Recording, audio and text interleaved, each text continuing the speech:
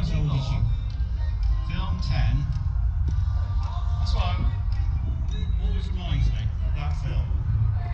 Reminiscing. Oh, look at this. Beautiful, beautiful car.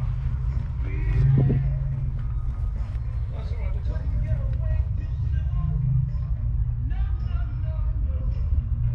Yeah, go get another one.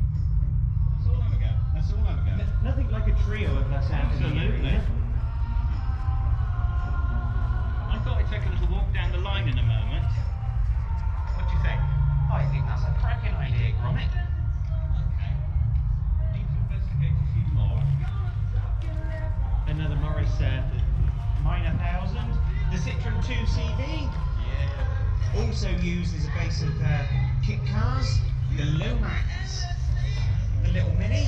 And the Safari. Do you remember that one? The all fiberglass body? Yes, the Safari. You know, I took one on holiday, I slammed the door, and the door literally split in half and came off in my hand.